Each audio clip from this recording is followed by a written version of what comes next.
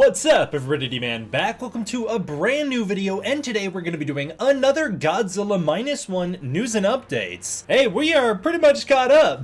Today we're going to be covering some of the cool stuff that was uncovered during February. As far as Godzilla -1 relates, that includes some behind-the-scenes information on the movie, some stuff that I didn't know that happened, which I think is pretty cool, some concept art, which gives us a look at Godzilla -1 and how things progressed from concept art, storyboard, and script to film, and finally some information on the English release of Godzilla -1's Extended Edition. I'll explain what I mean at the end.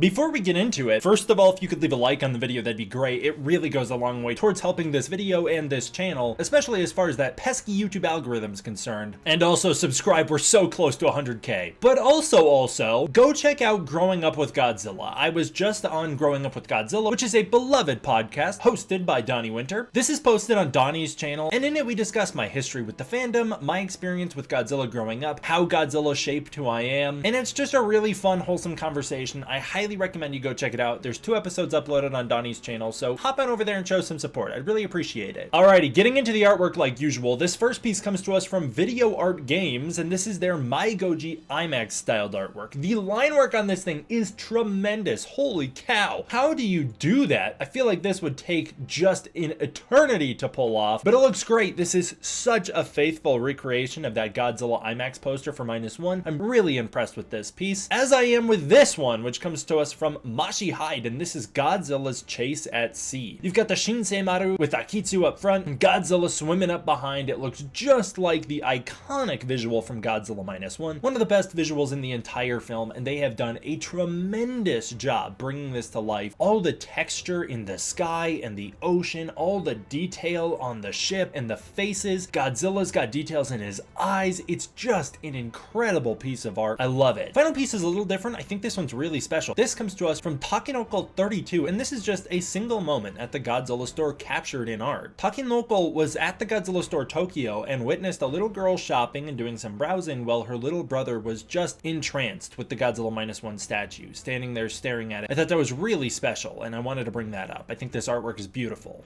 I did not know this was a thing, but apparently Tanaka Studios released a Godzilla -1 head garage kit, which I think means you just paint it yourself. This one is amazing. This comes from 2001 GMK. The sculpt on this thing is just incredible. The detailing is wonderful. This looks so highly textured, highly detailed, so much incredible work. Tanaka Studios has always done tremendous work, and this is no exception here. The paint job looks amazing as well. I think this was painted by 2001 GMK, which is really incredible, especially the detail of the scar on Godzilla's cheek looking so realistic to the movie. Kokoryu Kobo unveiled their Godzilla -1 at Winter Wonderfest. We talked about this a couple videos ago, but this is actually rendered in the flesh. This is a real thing. This is what they're selling. This thing is amazing. The high attention to detail. Kokoryu Kobo's work is unparalleled. Their work is amazing, and I believe it's actually the basis for what eventually gets downgraded into X+.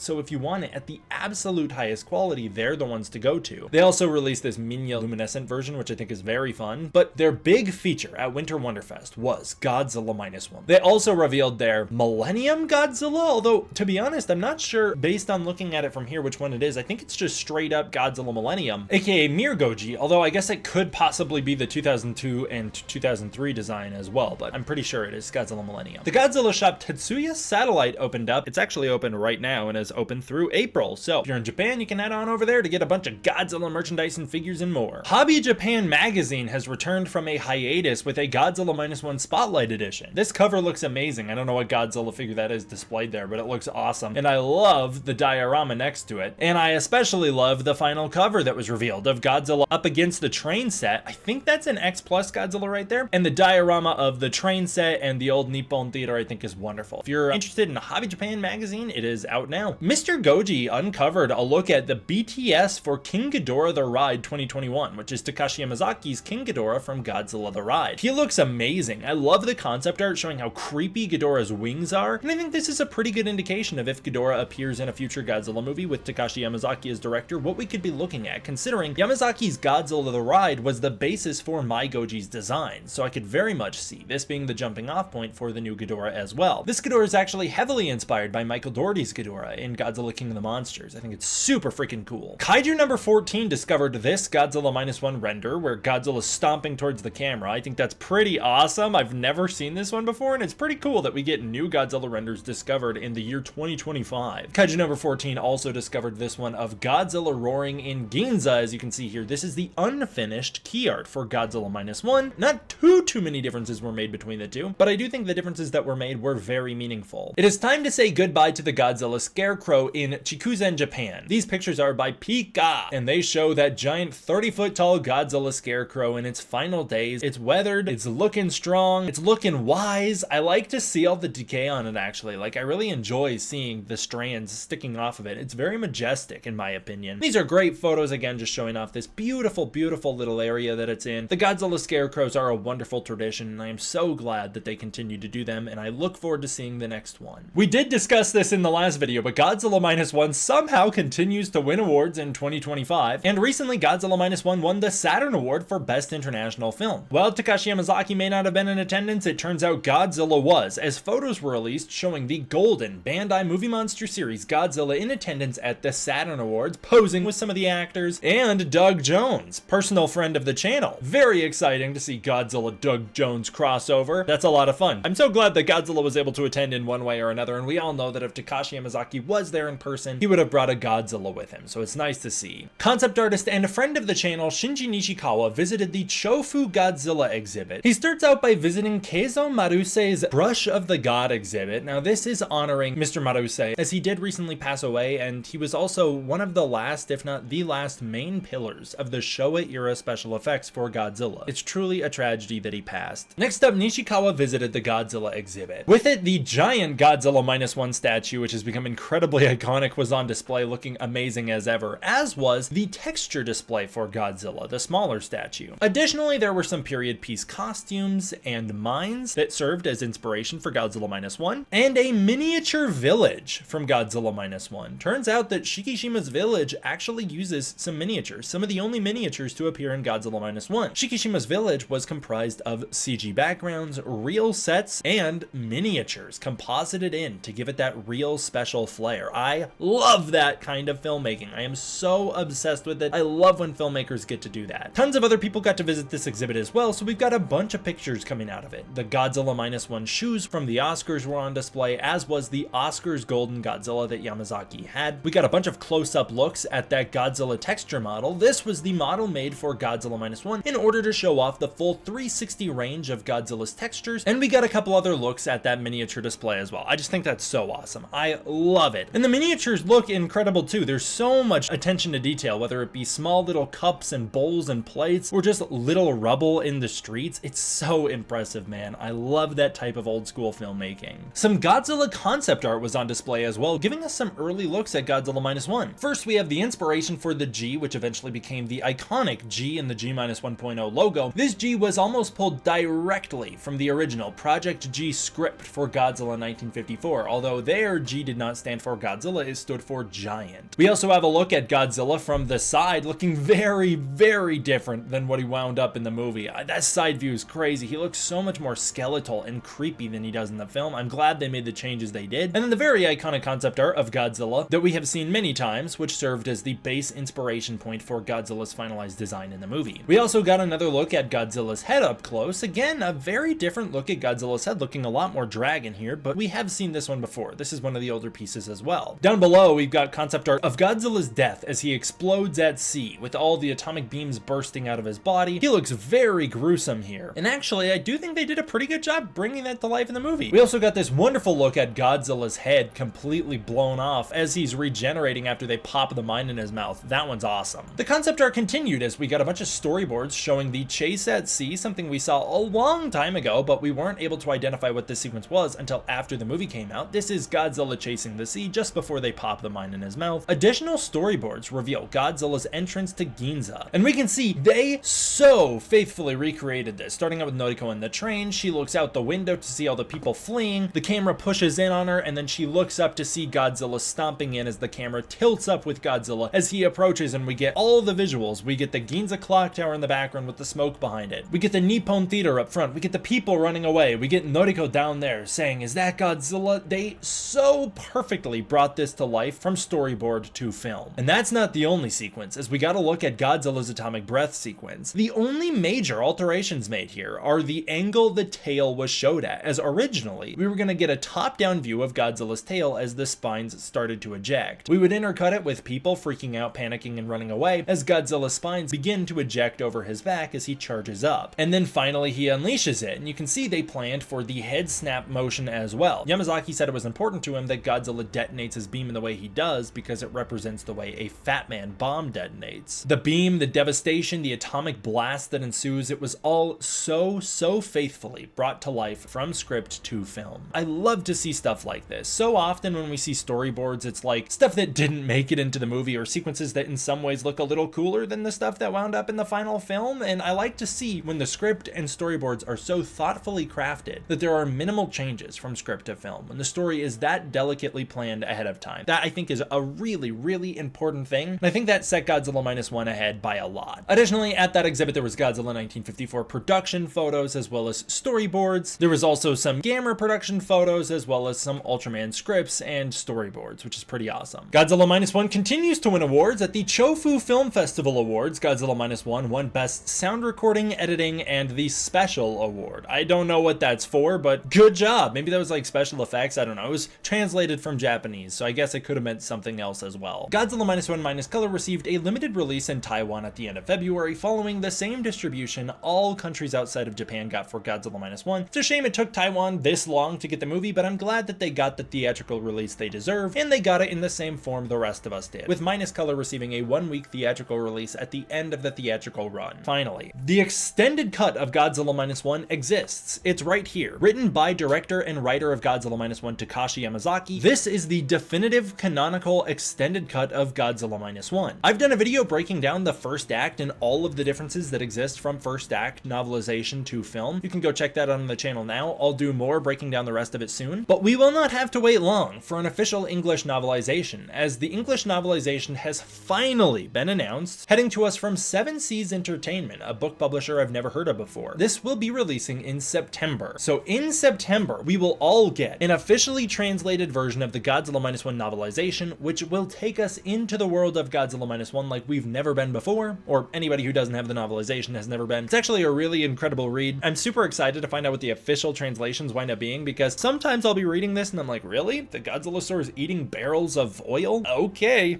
Sometimes the translations I feel like are a little weird. So I'm excited to see the finalized version of it, and I'm also just excited to have the official novelization out there for all of us to enjoy together. The Godzilla King of the Monsters novelization is still like the high point of novelizations for me. I just thought it was a wonderful addition to that story, and it was also endorsed by director Michael Dougherty, who had read the novelization and used it to support canon. I think that's always exciting, and it's a shame whenever the filmmakers and studios don't acknowledge the novelizations and they wind up becoming these contradictory things to the film and the experience of the movies, and it becomes more frustrating to keep up with the lore than anything. And this is a case where we don't have that issue, as this was written by director and writer Takashi Yamazaki and is his canonical extended cut of Godzilla -1, and Toho has also promoted it as being the same. So I'm very excited for that. Awesome stuff, 7 Seas Entertainment. I cannot wait. Hopefully it's a really high quality translation. All right, that'll do it for this one, guys. Big thank you to my patrons over on Patreon. It's through the support of the patrons that I'm able to continue to make videos like this for you. If you want to support the Patreon, you can use the link in the description below, where you can get early access to content, access to the Discord community, and more. If that's not your thing, please consider joining as a channel member for exclusive perks. All right, thank you guys all so much for watching. I hope you enjoyed. I will see you all next time for the next one.